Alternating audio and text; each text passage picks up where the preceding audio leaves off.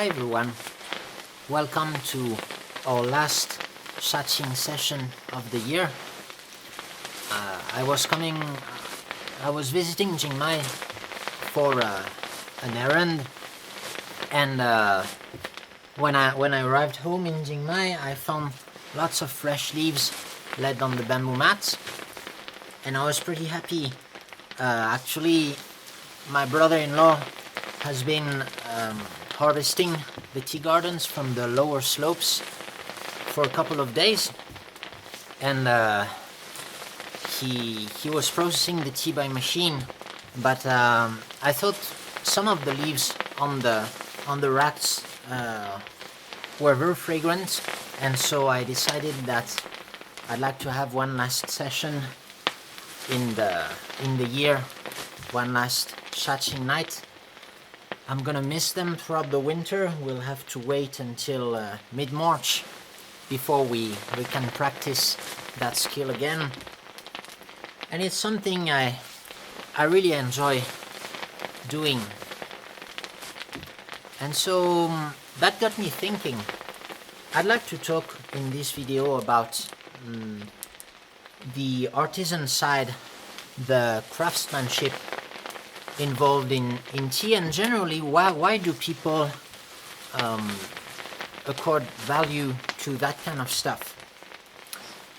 This afternoon I was just watching the expensive watches just for fun, and even like a basic Rolex, it costs like $10,000 to get one. And why is it so expensive? Well, first because it's a luxury product and it has a resale value, so that's one thing. But the main thing is that it requires an incredible technology, a high degree of mechanical precision, but also I guess some very skilled artisan to make. And it's a skill that is probably not highly in demand, because people buy these watches for the artistic part, for the craftsmanship. And I guess these techniques don't scale very well, and this is why you can find extremely cheap watches nowadays with a totally different technique used to keep the time. So why would people pay 1,000 times more than necessary just to have the same functionality in the end, just to be able to know the time in the day? And so of course you could think that part of it is just social status, luxury, but I remember a couple of years ago a photographer from Switzerland visited us in Chiang Mai, and he was taking pictures in Chiang Mai. And back in Switzerland, his main way of making money as a photographer was to take pictures of the products of the luxury watches. And actually, apart from Rolex and Breitling, I didn't know any of those brands that he worked for. And actually, it's probably like pu-erh. There are dozens of very small brands which sell at incredible prices, extremely high prices, to a very small part, to a very small community of people who are enthusiasts about mechanical watches and who can afford it. And I guess if you're wearing that kind of brand, of unknown brand, you're not gonna impress that many people outside of your friends who are enthusiasts. And I would say the same for pu-erh. If you tell me that you have a 1950s Hongyin in your storage, well, it's a cake that costs that would cost maybe $100,000 to $150,000 nowadays, and yet you won't impress that many people with that cake. I guess you might as well buy a $100,000 diamond or a Porsche to put in your garage. Now, of course, these are the extremes, and fortunately, a pu-erh is not as expensive I think you cannot really consider it a luxury product, but just probably a premium product, since it's based on, well, you also have very basic pu-erh, but these generally don't sell in the West, because people who drink pu-erh in the West are enthusiasts, and so they have a minimum standard for the quality of their teas. But even with pu-erh, you cannot say that you don't really need to be extremely rich to be able to afford the pu-erh. So I would say people are not getting any social status by drinking pu-erh. If they are attracted to pu-erh, it's just because of the will. And to me, the will is something that's given to us by God. Why did I come to Yunnan to pursue that tea career, that tea business? Well, I really don't know why. It just happened like this. I just wanted to do that. And I think what's in your power actually is to decide whether you pursue your will, whether you act on your will or not. And so that's how I came to today, when I'm shooting a YouTube video and frying some tea in the wok. But I think I got carried away from my original question. My original question is, why do people like those complex or kind of inefficient art crafts? Because you see, this tea, you could as well process it with a machine, and there would be definitely a difference in quality. But now I know that some people actually prefer the machine-made tea because it gives a more standard, a more regular tea, somehow maybe more clean. You won't have that, you won't have any of the smoky taste. And you can almost automatize it. You just need someone to adjust some parameters. It's much more efficient. And you could ask yourself, why do many people still keep doing the hand processing? You can see in some techniques, for example, sorting the yellow flakes out of the pu-erh. This has been automatized almost as soon as the technology was available, because it's really a very boring and painful task to do. You have to spend hours just sorting the huangpian, and it's much better, I think, for society if a machine does that job. There's no meaning, or at least I don't know anyone who would find any meaning in sorting the yellow flakes out of the tea. So this has been automatized. But you see, frying tea in a wok is quite different. There is something that keeps you coming back to the wok. Why did I want? Actually, this tea I'm probably not gonna sell it because it's not a very good raw material. It's from the lower side, so I think I'm just processing it for fun, and I guess we're gonna leave it here. And my brother-in-law will sell it maybe in the village when people will need tea, maybe for ripe pu-erh or something like that. Anyway, there's like only 3 batches of that, so it's not that much. And I don't know, actually, this is kind of fun to do, that cooking in the wok. So that's why I like doing that. And I guess it's also some of the value, some kind of value, some immaterial value is added to the product when the artisan has fun making his product, and maybe also challenges himself in making a more difficult product. I'm thinking notably of teapot producers, who some of the artists who make teapot will challenge themselves and try to do things which are technically hard to realize. And this actually, the buyer might not even realize it, because if you don't know how to make teapots, maybe you don't know what's hard and what's easy to do. But maybe just the fact that the artisan himself knows what he's done, it somehow adds some value to the teapot. Maybe he will be more confident in selling it at a higher price because he realizes how much work was involved. Or it can be related to conscientiousness, maybe, the pleasure of doing a good job. If, for example, you have some electricians who come to your home and do some repairs, well, I've heard the most conscientious electricians actually take great pleasure in having all the screws lined up.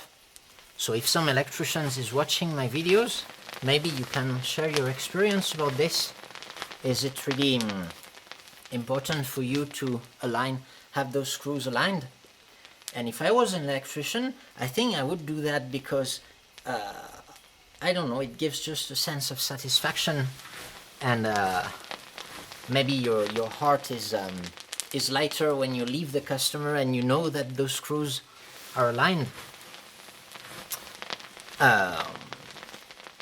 Well, just like if I want to cook the tea and I'm not really satisfied with the batch, maybe I would have some trouble maybe sleeping, or just I wouldn't feel comfortable selling it. So usually with those batches I'm not satisfied with, I have a kind of purgatory in which I put the teas which are on the edge, and I try them from time to time and see if I can include them if I'm satisfied or not. What's interesting is the tea looks a lot worse than it is in the final product. Like if you look at my wok now, you will find quite a lot of seemingly burnt leaves, or like not very beautiful. But interestingly, after the sun drying, they just look much better. So there's some kind of magic happening in that too. I really don't understand.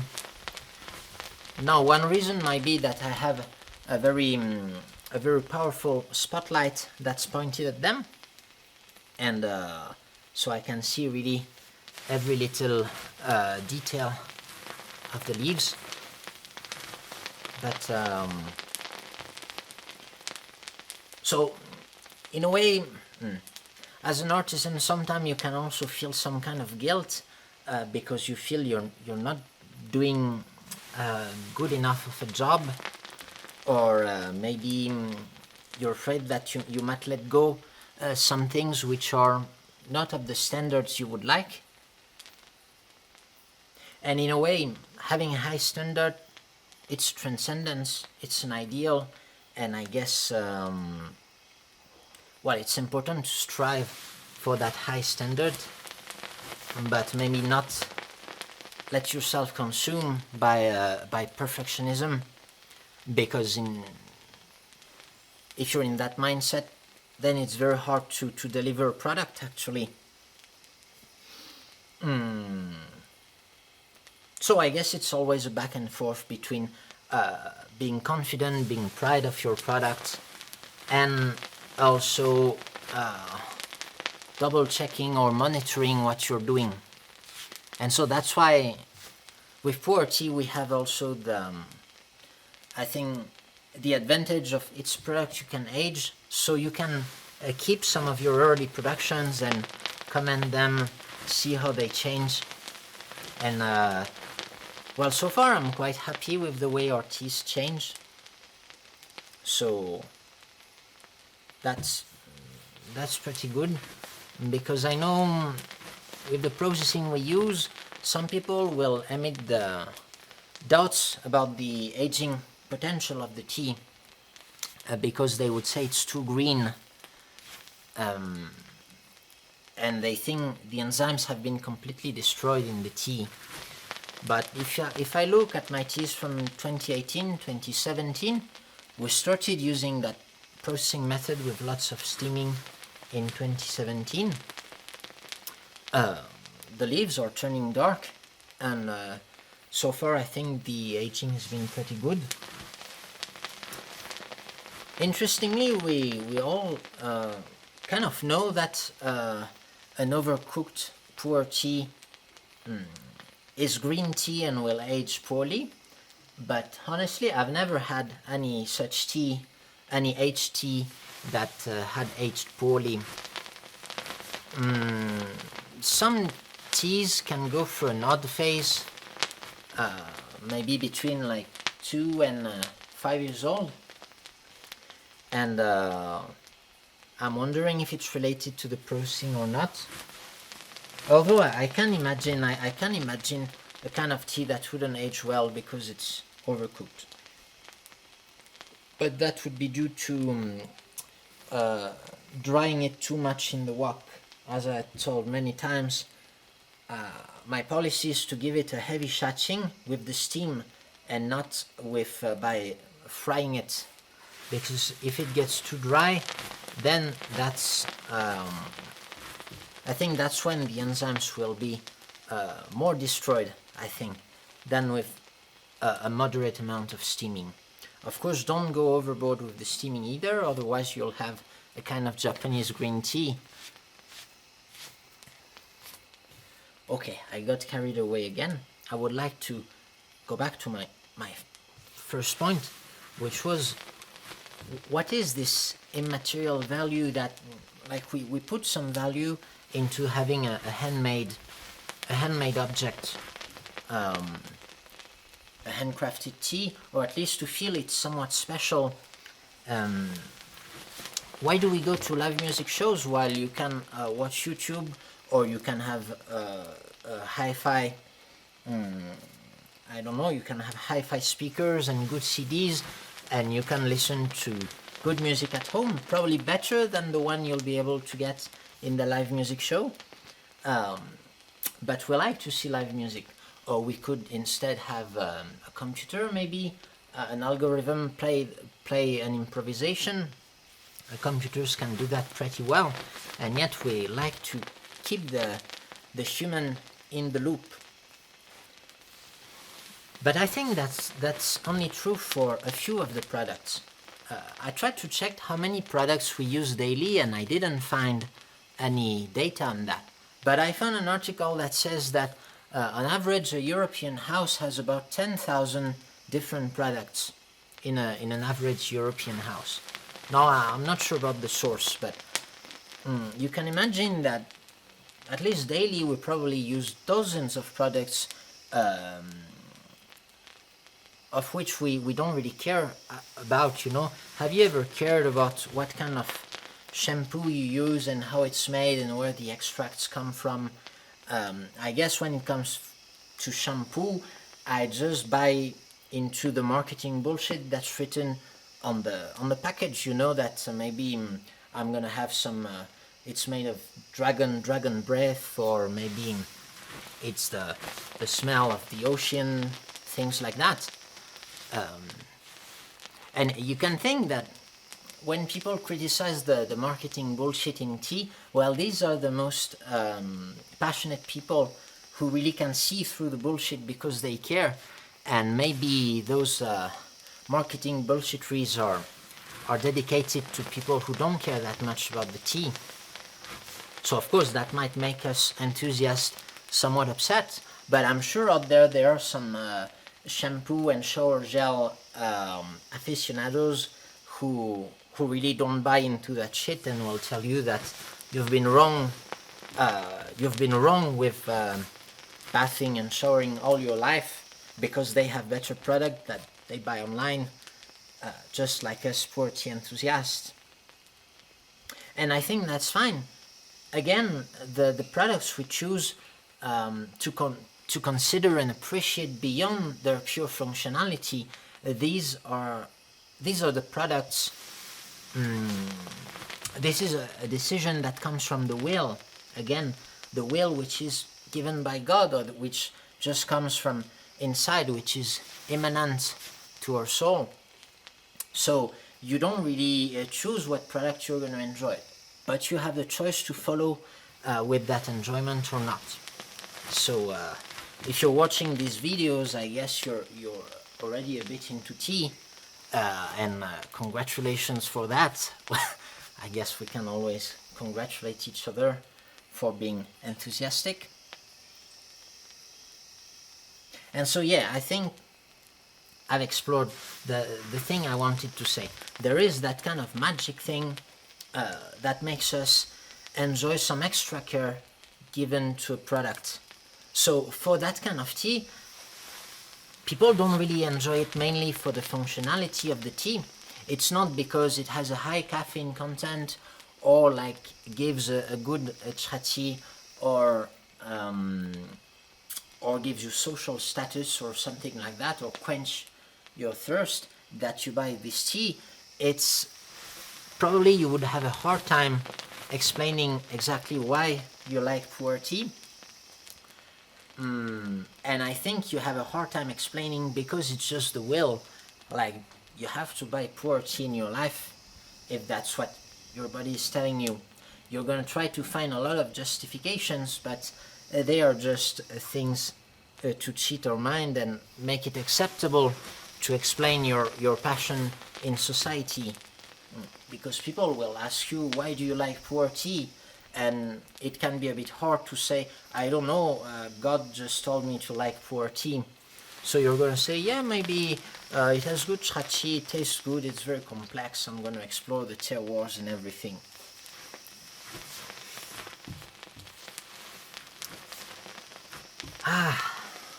Yeah, it's turning yellow. I don't want to dry it too much. I feel like I say this every time, I think. But that's true. Okay, I must admit that it got a little bit burnt at the beginning, I think. I think my wok temperature was a little hot. I started at 320, 340. It requires some fast flipping, and usually there's not that much withering because it's getting cold now, so it's the leaves harvested in the afternoon. It's only got 5 hours of withering, so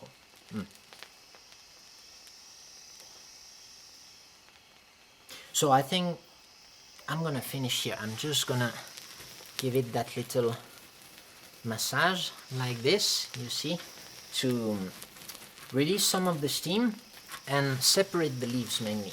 The goal of that process is to separate the leaves. And please feel free to share your opinions on what you think about that kind of extra care. Why do passionate people care about these things beyond the functionality of the object? And also, I think you try to, sometimes when you use a common object in your life, well, think of this question like, could you really use a better product? Why don't you care about this product? And if you cared, like, what kind of people care about this product? For example, you see I took my notes on this book and with this pen, and I know there are also pen enthusiasts who will probably tell me that this pen is utter crap, and I don't care about this pen, but maybe asking yourself the question might raise some interest into some new hobbies. Who knows? Okay, I'm just gonna go there.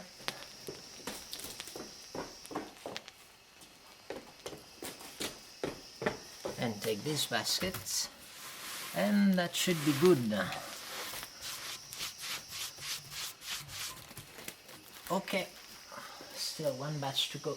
So thank you for watching and see you later. Goodbye.